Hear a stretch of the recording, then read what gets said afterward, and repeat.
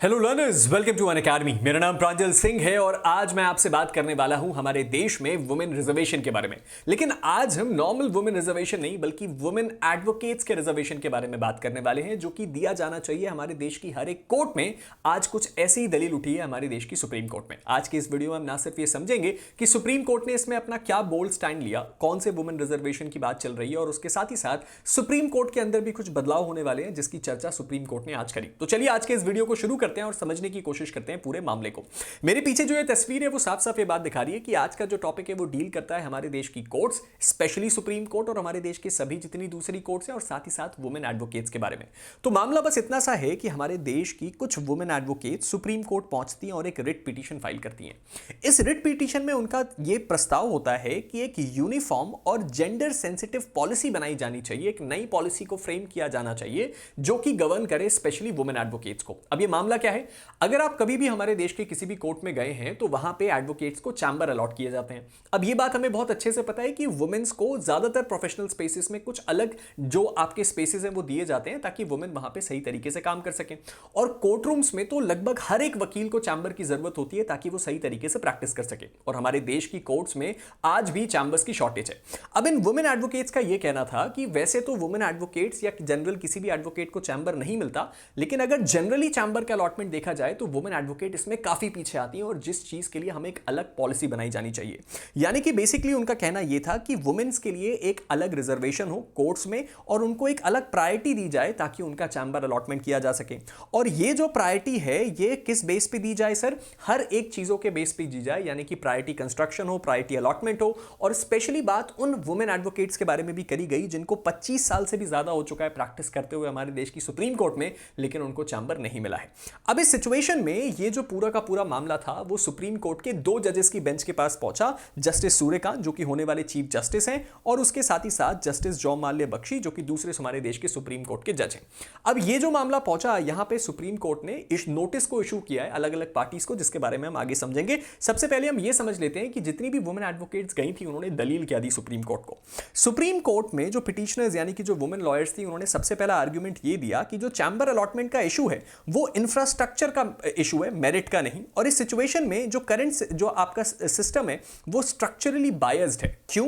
क्योंकि उन्होंने ये बोला कि भले ही इस चीज को देख के आपको ऐसा लगे कि चैम्बर अलॉटमेंट न्यूट्रल तरीके से किया जाता है, लेकिन इन प्रैक्टिस अगर आप देखें तो इसमें वुमेन एडवोकेट्स को एक्सक्लूड कर दिया जाता है। फर्स्ट जनरेशन जो आपकी महिला एडवोकेट हैं या फिर जो सोशली आपका मार्जिनलाइज एडवोकेट्स हैं उनको इसमें से एक्सक्लूड कर दिया जाता है। और उन्होंने बोला कि आप इस बात को जाके प्रैक्टिकल सेंस में देख भी सकते हैं। पिटिशनर्स का दूसरा सबसे इंपॉर्टेंट आर्ग्यूमेंट ये था कि जो चैम्बर्स की कमी है और स्पेशली वुमेन एडवोकेट्स के लिए जो चैम्बर्स की कमी है वो उनके फंडामेंटल राइट को वायलेट करता है, जो कि अलग अलग फंडामेंटल राइट हैं, राइट टू इक्वालिटी का, आर्टिकल 15 का, 19(1)(g) का और आर्टिकल 21 का। साथ ही साथ पिटिशनर्स का आर्गुमेंट ये भी था कि कुछ ऐसी भी वुमेन एडवोकेट्स हैं जिनको 15 से 25 साल हो गए प्रैक्टिस करते हुए, उसके बावजूद उनको अभी तक चैम्बर्स नहीं मिले हैं। और इवन जो रीसेंट अलॉटमेंट सुप्रीम कोर्ट में किया गया है जुलाई से अक्टूबर 2024 के बीच, उसमें भी वुमेन एडवोकेट्स को कोई प्रायोरिटी नहीं दी गई, जो कि बहुत ही गलत बात है। अब इस चीज को हम और आप दोनों एग्री करेंगे कि चाहे कोई वुमेन एडवोकेट हो या जनरल एडवोकेट हो, हर एक व्यक्ति को, हर एक एडवोकेट को कोर्ट रूम में चैम्बर की जरूरत महसूस होती है और हर कोई चाहता है कि उसको चैम्बर जल्दी मिले। और इस चीज के लिए डेफिनेटली कुछ ना कुछ जरूर होना चाहिए ताकि हमारा जो कंस्ट्रक्शनल वर्क है इसको इस तरीके से काम किया जाए कि हम वुमेन एडवोकेट्स और जब जनरल सभी एडवोकेट्स को हम चैम्बर्स दे पाए। लेकिन इसमें बेंच का ऑब्जर्वेशन हमें देखना बहुत जरूरी है। अब बेंच ने, सुप्रीम कोर्ट ने क्या कहा इस हियरिंग के दौरान? जस्टिस सूर्यकांत ने कुछ सिग्निफिकेंट रिमार्क्स किए जिसको हम देखते हैं। सबसे पहले तो उन्होंने चैम्बर्स के कॉन्सेप्ट के ऊपर जो टिप्पणी करी वही आपको सोचने पे मजबूर कर देगी कि अच्छा ऐसा भी कुछ है। अब ध्यान से देखिए, उन्होंने जब वुमेन एडवोकेट्स उनके पास आई और आके उनको बोला कि हमें एक अलग से रिजर्वेशन सिस्टम चाहिए चैम्बर अलॉटमेंट के लिए, तो जस्टिस सूर्यकांत ने बोला कि क्या जो कॉन्सेप्ट है इंडिविजुअल चैम्बर्स का वो कंटिन्यू होना चाहिए भी कि नहीं। उन्होंने वुमेन एडवोकेट से ये बात पूछी कि क्या आपको लगता है कि हमारे देश में अब एडवोकेट्स को चैम्बर्स दिए जाने चाहिए। मतलब उन्होंने बोला कि शायद अब ये समय आ चुका है कि हम चैम्बर्स का स्ट्रक्चर छोड़ दें और कॉमन वर्किंग स्टेशंस बनाएं, जैसे कि एक बड़ा सा रूम जिसके अंदर अलग अलग टेबल्स लिखी हुई हैं, सारे एडवोकेट्स वहां पे काम कर रहे हैं। लेकिन इसमें सवाल यह आता है कि क्लाइंट डीलिंग कैसे होगी। तो उन्होंने बोला कि कॉमन वर्किंग स्पेसेस हो जहां पे क्लाइंट मीटिंग के लिए हम अलग से रूम्स बना दें। जब किसी एडवोकेट का क्लाइंट आए तो वो उसको अपने केबिन में लेके चला जाए, वहां बात कर ले, जो कि कॉमन केबिन है, बात खत्म हो जाए, वापस आ जाए। जैसा आपने कंपनीज में देखा होगा कि क्यूबिकल्स में काम किया जाता है। अब इस सिचुएशन में उन्होंने ये भी बोला कि सुप्रीम कोर्ट की जो नई बिल्डिंग का डिजाइन तैयार हुआ है, जो नई सुप्रीम कोर्ट की बिल्डिंग बन रही है, उसमें इस चीज का ध्यान रखा गया है कि हर एक एडवोकेट्स की नीड को पूरा किया जाए। यहां साफ साफ नहीं बोला गया कि वहां कॉमन वर्किंग स्टेशन होगा कि नहीं, लेकिन अगर ये बात कही जा रही है कि इतने लार्ज स्केल नंबर ऑफ जो एडवोकेट्स हैं उनको एकोमोडेट किया जाएगा, यानी कि डेफिनेटली कुछ जो स्ट्रक्चरल चेंजेस है वो किए जाएंगे। बेंच ने साथ ही साथ ये भी ऑब्जर्व किया, जब बात करी गई कि क्या महिला एडवोकेट्स को रिजर्वेशन मिलना चाहिए, तो बेंच का ये मानना था कि नहीं, ये बात सही नहीं है। बेंच इस बात से कंप्लीटली अनकन्विंस्ड लगी और उन्होंने ये बोला कि अगर हम आपको रिजर्वेशन देंगे तो उस सिचुएशन में हम स्पेसिफिकली वुमेन लॉयर्स को आपका रिजर्वेशन क्यों दें। जस्टिस कांत ने ये बोला कि वुमेन को अगर हम देखें तो ऑलरेडी वो जुडिशरी में एक्सेल करती हैं। हमारे देश की इंडियन जुडिशरी में 60% जो जुडिशियल ऑफिसर्स हैं वो वुमेन हैं, और इस सिचुएशन में वो बिना किसी रिजर्वेशन के वहां तक पहुंची है। इसका मतलब ये कहना कि वुमेन जो है वो इंडियन जो पूरा लीगल सिस्टम है उसके अंदर डिप्राइव्ड है, ये बात सही नहीं होगी। और उसके साथ ही साथ उन्होंने बोला कि ये काफी पैराडॉक्सिकल होगा अगर हम क्या बोले कोई प्रिविलेज दें वुमेन को, जबकि वो ऑलरेडी हमारे लीगल सिस्टम में अच्छा परफॉर्म कर रही हैं।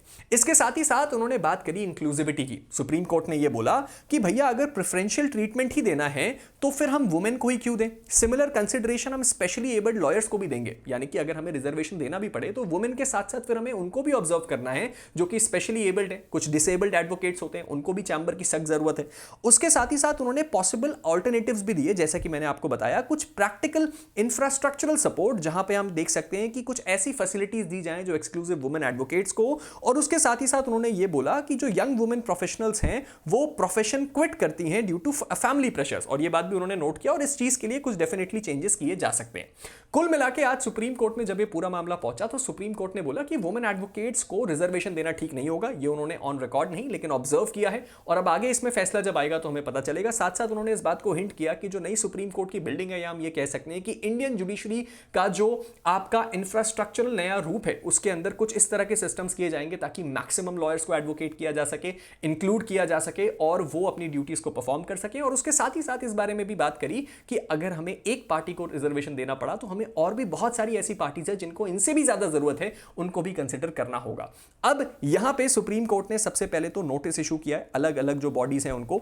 यहां पे उन्होंने उनसे रिस्पांस मांगा है कि उनका इस मामले में क्या मानना है, union government, supreme court bar association और बार काउंसिल ऑफ इंडिया को। और साथ ही साथ कोर्ट इस मैटर को लेटर डिसाइड करेगी, यानी कि आगे जाके डिसाइड करेगी कि यहां पे पॉलिसी डायरेक्टिव आता है या गाइडलाइंस कुछ आती हैं, या फिर इस मैटर को सीधे क्वॉश किया जाता है। अब आपको इस मैटर पे क्या लगता है कि क्या सच में हमारे देश में जो चैम्बर्स की इतनी बड़ी जो आपका डेफिशिएंसी है उसको दूर किया जा सकता है, कॉमन वर्किंग स्पेसेस और जो सेपरेट मीटिंग रूम्स हैं उनको बना के? आपका जो ओपिनियन है आप नीचे कमेंट सेक्शन में जरूर बताइएगा। और वुमेन एडवोकेट्स को क्या स्पेशल रिजर्वेशन मिलना चाहिए हमारे देश की पूरी जुडिशियल सिस्टम में, ये भी आप जरूर बताइएगा। फिलहाल हम इस वीडियो को एंड करते हैं, आपके ओपिनियन का मुझे इंतजार रहेगा। लेकिन इससे पहले कि मैं इस वीडियो को एंड करूं, दो इंपॉर्टेंट बातें। सबसे पहला तो ये, अगर अभी तक मेरे टेलीग्राम ग्रुप प्रांजल सिंह अनअकैडमी को फॉलो नहीं किया तो उसको फॉलो कर लीजिए। मुझसे जुड़े हुए सारे अपडेट, सारी जानकारियां, सब कुछ आपको मिलता है मेरे टेलीग्राम ग्रुप पे। उसके साथ ही साथ अगर अभी तक आपने अनअकैडमी उत्सव को सब्सक्राइब नहीं किया तो उसको कर लीजिए। यहां पे आप फ्री में खुद को रजिस्टर कर सकते हैं, जो कि एक इवेंट है, होने वाला है अक्टूबर 16, 2025 को। इस इवेंट में सर आपके लिए क्या खास होने वाला है? खास ये है कि इस इवेंट में 10 आईफोन के pro max model give away हो रहे हैं कंप्लीटली फ्री आपके लिए, 90 स्मार्टफोन, 900 से भी ज्यादा टैबलेट्स, 1.5 लाख से ज्यादा रिवॉर्ड जिसकी कीमत 21 करोड़ है। ये सारी की सारी चीजें आपके लिए कंप्लीटली फ्री है। नीचे दिए गए लिंक पे जाइए, अपना नाम रजिस्टर कीजिए और हमारे लाइव सेशन में जुड़िए। और नाम जब अनाउंस होंगे तो आप देखिए कि आपको भी क्या ये मॉडल्स मिलते हैं या नहीं। और जाने से पहले एक और बड़ी इंपॉर्टेंट बात, रिसेंटली हिमाचल जुडिशरी का रिजल्ट आया, जहां अनअकैडमी ने फिर से ये प्रूव किया कि it is the best platform for all the judiciary aspirants. Rank 2 Vishal Thakur Unacademy से, रैंक 3 मीनाक्षी अनअकैडमी से, रैंक 5 प्रियंका अनअकैडमी से। और अगर आप भी इन्हीं रैंकर्स की लिस्ट में आना चाहते हैं तो आज ही अनअकैडमी को ज्वाइन कीजिए और अपनी इस कंप्लीट जजशिप की जर्नी को हमारे साथ पूरा कीजिए। मिलते हैं आप सभी के साथ एक नई वीडियो में, तब तक के लिए stay motivated and keep learning. Thank you.